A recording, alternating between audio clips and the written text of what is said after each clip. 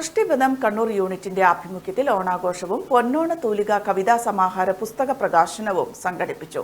കണ്ണൂർ പള്ളിക്കുന്ന് കൃഷ്ണമേനോൻ സ്മാരക ഗവൺമെന്റ് വനിതാ കോളേജിൽ നടന്ന പരിപാടി ഗാനരചയിതാവും തിരക്കഥാകൃത്തുമായ സുധാംശു ഉദ്ഘാടനം ചെയ്തു.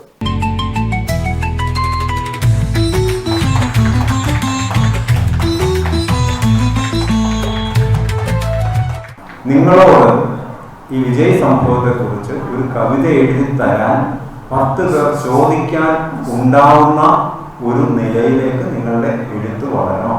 എങ്കിൽ മാത്രമേ നമ്മൾ ഒരു കവിയായി മാറുകയുള്ളൂ. നിങ്ങളുടെ പുസ്തകങ്ങൾ DC ബുക്സിന്റെ AC റൂമിലല്ല ഇരിക്കേണ്ടത്, അല്ലേ?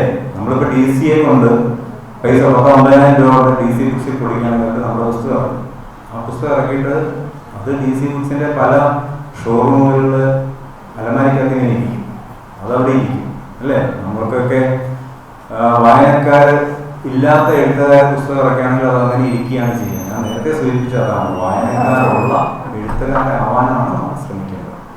അതിന് ഉള്ള പൊടിക്കൈകളുമായിട്ടാണ് നമ്മുടെ ശില്പശാല. ഞാൻ അന്നേരം ഡീറ്റെയിൽ ആയിട്ട് പറയാം.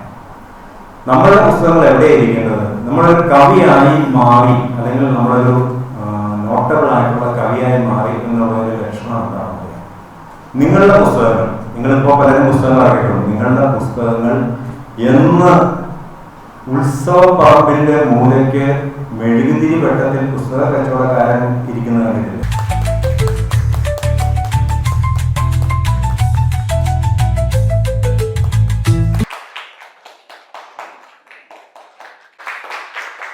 ഉദ്ഘാടന ചടങ്ങിൽ രഞ്ജിനി തളിപ്പറമ്പ് അധ്യക്ഷത വഹിച്ചു. Doctor TK Chandramohan, Mottammal Rajan, KP Nitheesh, Sunilkumar, Arun Velliyambra, Peethambaran കണ്ണും തുടങ്ങിയവർ സംസാരിച്ചു.